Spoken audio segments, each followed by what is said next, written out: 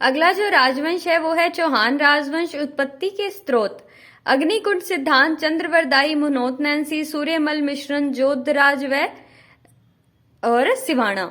हमीर रासो लिखा था। ये सब मैंने आपको राजपूतों की उत्पत्ति में भी बताया था अग्निकुंड सिद्धांत के बारे में, इसीलिए आगे बढ़ते हैं। जोधराज ने हमीर रासो लिखा था, इसने अग्निकुंड सिद्धांत और सूर्यवंशी दोनों बताए हैं। नयनचंद्र सूरी ने हमीर महाकाव्य लिखा था।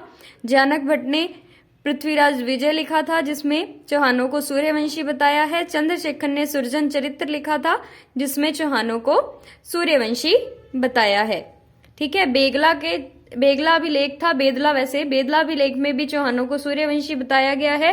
विग्रह राज चतुर्थ ने भी हरिकेली नाटक लिखा था, उसमें सूर्यवंशी बताया है। चौहान प्रशस्ति में भी इन्हें सूर्यवंशी लिखा गया है और गौरी शंकर हीराचंद ओझा ने भी इन्हें सूर्यवंशी कहा है। इंद्र के वंशज कहा था इन्हें। रायपाल का सेवाड़ी अभिलेख था, उसमें चौहानों को इंद्र के वंशज कहा गया है। विदेशी टोड, स्मिथ और क्रुक ने चौहानों को विदेशी कहा है। और वंश गोत्रीय ब्राह्मण बिजोलिया शिलालेख में लिखा है। चंद्रवंशीय ने हंसी अभिलेख में लिखा है, जो पृथ्वीराज सेकंड का अभिलेख है।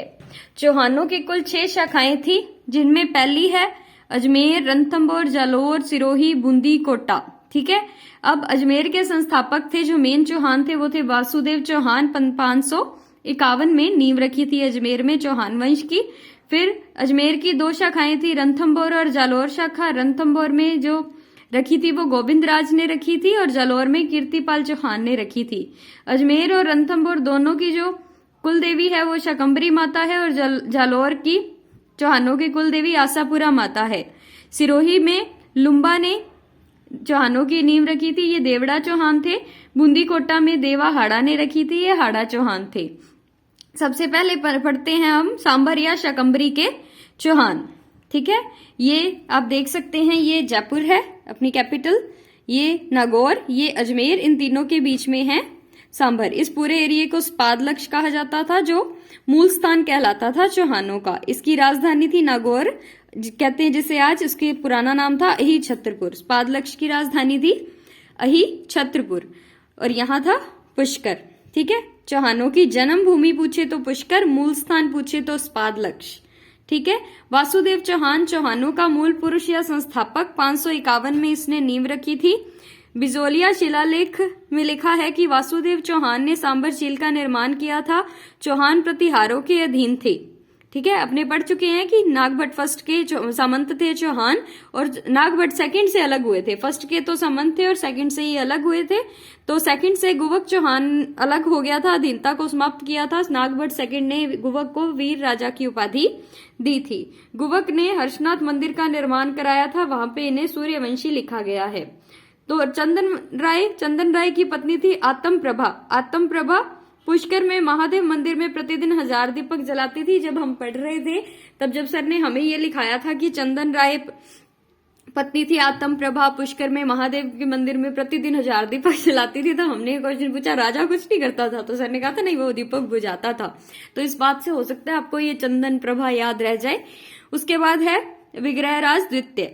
प्रारंभिक चौहानों का स्वर्ण काल था विग्रह राज द्वितीय का काल। चौहानों का प्रतापी राजा था विग्रह राज द्वितीय। विग्रह राज द्वितीय और मूल राज गुजरात में युद्ध हुआ था, जिसमें विग्रह राज जीत गया था और भरोच जो गुजरात में है, गुजरात में अपनी आशापुरा देवी का मंदिर बनवाया था। मतलब एक सिंबल छोड़ दिया था कि यहाँ हमारी जीत हुई है। इसके बाद जो राजा बनता है वो है वाकपति राज। वाकपति राज का पुत्र है लक्ष्मण सिंह। लक्ष्मण सिंह ने कुल 108 युद्ध जीते थे। नाडोल पाली में चौहान वंश की नींव रखी थी लक्ष्मण सिंह ने। अजयपाल इसका दूसरा नाम है और 3 बार 1 और 3 में अजमेर की स्थापना की थी। अजय मेरू दुर्ग का निर्माण किया था। अजय प्रिया द्रुम्ज नामक चांदी के सिक्के चलाए थे। पत्नी है इसकी सोमलखा। अजय प्रिया को कौन प्रिय है? सोमलखा। लाख आ गया, लाख वो प्रिय, वैसे भी पत्नी होती है राजा को सोमलखा।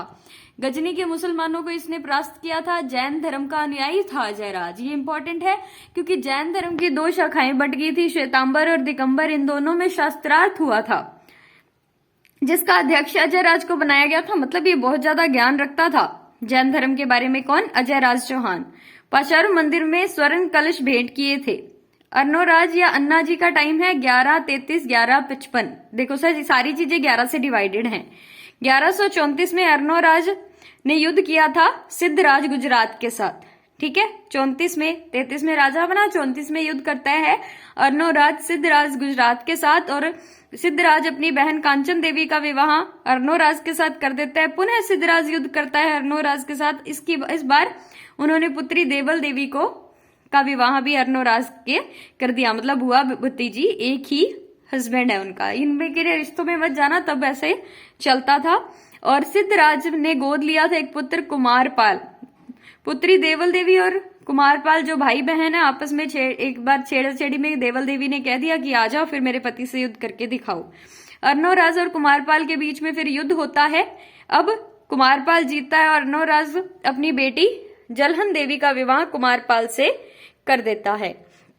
अब अर्नोराज और नरवर्मन मालवा में युद्ध होता है पानी के कारण, क्योंकि अर्नोराज को पानी की आवश्यकता थी जिसके लिए जो मालवा से लिया जाना था, और नरवर्मन ने इसके लिए मना कर दिया था, जिसके कारण अर्नोराज ने गुस्से में युद्ध किया था और इस युद्ध को वो जीत गया था। फिर है 1137 में आना सागर झील का निर्माण करवाया था। क्यों? क्योंकि 1135 में अर्नोराज का युद्ध हुआ था तुर्कियों से, और तुर्कियों की लाशें बिछकी थी, खून ही खून हो गया था, और उस खून को मिटाने के लिए आना सागर झील का निर्माण किया था 1137 में। ये आना सागर झील नाग पहाड़ी व तारागढ़ के मध्य है। जहांगीर ने सुहास उद्यान व दौलत बाग का निर्माण करवाया था इसके किनारे। शाहजहां ने 5 12 छतरी का निर्माण करवाया था। नूरजहां की माता अस्मत बेगम ने यहाँ इत्र बनाया था। राजस्थान की नूरजहां गुलाब राय को कहा जाता है। अर्नोराज के 2 वाइफ थी, सुधवा मराठा थी और कांचन देवी गुजरात से थी। सुधवा मराठा के 2 बेटे थे, जगदेव और विग्रहराज। इनका सौतेला भाई जो कांचन देवी का पुत्र था वो था सोमेश्वर, यानी कि जगदेव विग्रहराज सोमेश्वर भाई हैं। जगदेव का बेटा पृथ्वीराज द्वितीय, विग्रहराज चतुर्थ का बेटा नागा अर्जुन पराग्य, और सोमेश्वर के 2 बेटे थे, पृथ्वीराज थर्ड और हरिराज। सबसे पहले जगदेव अपने पिता अर्नोराज की मृत्यु के घाट में उतार देता और पितृहंता कहलाता है चौहानों का जगदेव। तो जगदेव राजा बना। जगदेव के राजा बनने के बाद उसी के सगे भाई ने, सुधवा के दूसरे बेटे विग्रहराज ने जगदेव पर अटैक कर दिया और राजा बना दूसरा विग्रहराज। अब जगदेव का बेटा था, उसने अपने चाचा पे अटैक कर दिया। अब जो राजा बना पृथ्वीराज सेकंड। अब जो पृथ्वीराज सेकंड पर अटैक किया उसी के दूसरे चाचा ने, सोमेश्वर ने, अब राजा बना सोमेश्वर। अब सोमेश्वर की मृत्यु के बाद जो राजा बनता है वो है पृथ्वीराज थर्ड। तो अब अपने पढ़ने जा रहे हैं विग्रहराज चतुर्थ। ठीक है, क्योंकि जगदेव राजा बना वो पितृहंता था, इसके बाद इस पर अटैक कर देता है विग्रहराज चतुर्थ, अब वो राजा बनता है। विग्रहराज चतुर्थ, इसका जो टाइमिंग है 1158 से 1163, इसे कवि की उपाधि प्राप्त थी। कवि बांधव कहा गया था इसे बाय जयानक ने। जयानक ने कवि बांधव किसको कहा था? विग्रहराज को। अब ये क्यों कहा था ये आगे पता चलेगा। चौहानों का स्वर्ण काल था विग्रहराज चतुर्थ का काल, और यहाँ चौहानों का ये प्रतापी राजा कौन था?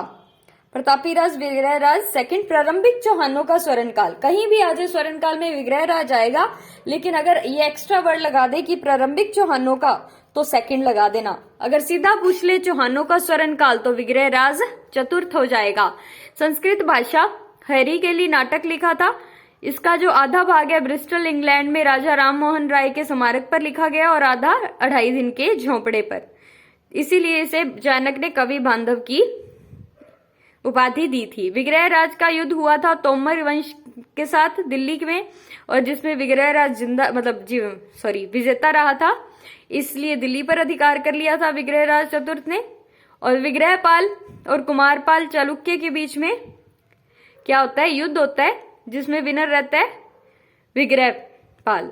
ठीक है, जिससे ये पाली, नागौर और जालौर जीत लेता है। आगे चलते हैं। निर्माण बिसलपुर शहर का निर्माण करवाया था विग्रहराज चतुर्थ ने।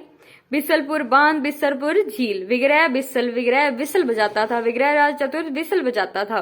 ठीक है, गोप गणेश्वर मंदिर, सरस्वती कंठाभरण संस्कृत पाठशाला अजमेर। ये बहुत इंपॉर्टेंट क्वेश्चन है, ये सारे के सारे बहुत इंपॉर्टेंट क्वेश्चन है कि निर्माण बिसलपुर, ये याद रख ले, विग्रहराज विसल बजाता था तो विसलपुर शहर टोंक में, बांध झील ये भी टोंक में, गोकर्णेश्वर मंदिर बनवाया था विग्रहराज चतुर्थ ने, और सरस्वती कंठाभरण संस्कृत पाठशाला अजमेर में बनवाई थी जिसे तोड़कर कुतुबुद्दीन ऐबक ने 2.5 दिन का झोंपड़ा बनाया था। 2.5 दिन में बड़ा, इसके दो वो हैं शोक्तियां हैं कि 2.5 दिन में बना इसलिए इसे 2.5 दिन का झोंपड़ा कहते हैं, और दूसरा है कि यहाँ पंजाब शाह का 2.5 दिन का उर्स लगता है इसलिए इसे 2.5 दिन का झोंपड़ा कहते हैं। यहाँ 16 खंभों की छतरी राजस्थान की पहली छतरी थी। 1163 में शिवालिक अभिलेख विग्रहराज चतुर्थ को विष्णु का अवतार बताया गया है। शिव का विग्रह हुआ, विष्णु बन गया। इसको ऐसे याद कर सकते हो आप, शिव का विग्रह हुआ, विष्णु बन गया। जैसे 6 में से 3 गए, 3 बच गए, विग्रह हो गया तो गया 1 1 6 3 का शिवालिक अभिलेख विग्रहराज चतुर्थ को विष्णु का अवतार बताया गया है।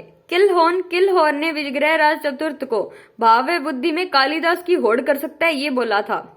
किलहौर ने विग्रहराज चतुर्थ को बोला था कि वह भाव बुद्धि में कालिदास की होड़ कर सकता है। विग्रहराज चतुर्थ ने धर्मपाल के कहने पर पशु वध पर रोक लगाई थी। देखो धर्म का काम है कि पशुओं पर की वध नहीं किया जाना चाहिए, तो विग्रहराज ने विग्रह करने पर धर्मपाल धर्म निभाने के लिए पशु वध पर रोक लगाई थी। 2 ग्रंथ इसके बिसलदेव रासो नरपति नालन ने लिखा था और ललित विग्रहराज सोमदेव ने लिखा था। ललित विग्रहराज में लिखा है कि ये प्यार करता था देशल देश से, ठीक है। और विग्रहराज उड़ीसा विजय के बारे में लिखा था बिसल देव रासों में, बिसल की इनका अफेयर चल रहा था विसल देश से, ठीक है। मतलब ये प्यार करता था देशल देश से और अफेयर चल रहा था विसल देश से।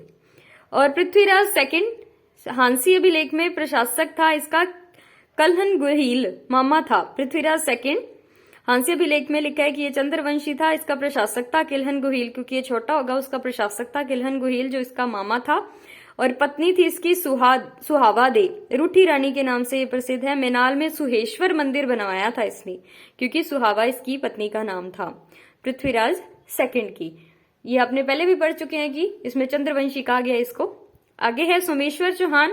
1170 में सोमेश्वर चौहान ने बिजोलिया अभिलेख लिखाया था। इस बिजोलिया अभिलेख में चौहानों को ब्राह्मण बताया गया है। फिर है पृथ्वीराज चौहान थर्ड। पृथ्वीराज चौहान थर्ड, इनका जन्म 1166 में हुआ था। इनकी भी ये ट्यूनिंग है बड़ी अच्छी है ना 11 के पहाड़े को लेकर चौहानों की। पृथ्वीराज थर्ड का जन्म 1166 में अहिल पाटन गुजरात में हुआ था। पिता है इनके सोमेश्वर, माता है कर्पूरी देवी, पत्नी संयोगिता, पुत्र गोविंदराज और घोड़ा था इनका नाट्य रंभा, नीति इनकी दिग्विजय। और 1178 में अपराग्य ने विद्रोह किया था। 1178 में ही पृथ्वीराज और नागार्जुन के बीच युद्ध हुआ था जिसमें पृथ्वीराज विजय रहा था। 1182 में पृथ्वीराज और बधानक जाति के मध्य सतलज प्रदेश में युद्ध हुआ था जिसमें ये पृथ्वीराज विजय रहा था। अपराग्य नागार्जुन बधानक 78-82, ठीक है। आगे 82 में एक और युद्ध हुआ था, महोबा का युद्ध। महोबा का युद्ध पृथ्वीराज और परमर्ती देव चंदेल के बीच में हुआ था। परमर्ती देव चंदेल के आगे जो सेनापति थे आलय और उदल शौर्य गीत गाया था इन्होंने। इसमें विनर रहे थे पृथ्वीराज। इसके बाद 1184 में गुजरात संघर्ष हुआ था। भीमदेव चालुक्य शासक था। इसने रिश्ता कर दिया था इंजनी का भीमदेव के साथ और इसको पसंद था पृथ्वी, ठीक है। और जगदेव प्रतिहार ने इनमें संधि करवाई थी भीमदेव और पृथ्वी में। फिर है 1184 में कन्नौज के जयचंद कहदवाल ने स्वयंवर रखा था संयोगिता का और सिर्फ पृथ्वीराज चौहान को नहीं बुलाया था। इसकी आदमकद मूर्ति बाहर रखवा दी थी दरबार के, जैसे ये दरबार बना हुआ है, यहाँ राजा बैठा है, यहाँ ये एक मूर्ति बनवा दी थी आदमकद मूर्ति। संयोगिता ने जो हाथ में वरमाला होती है वो पृथ्वीराज चौहान की आदमकद मूर्ति को पहना दी थी और पृथ्वीराज चौहान संयोगिता को ले गया था। 1191 में तराइन का पहला युद्ध हुआ था पृथ्वीराज चौहान और मोहम्मद गौरी और जयचंद गहदवाल के बीच, क्योंकि जयचंद गहदवाल किसके पास गया था, मोहम्मद गौरी के बीच, जिसमें पृथ्वीराज थर्ड है वो विनर रहा था।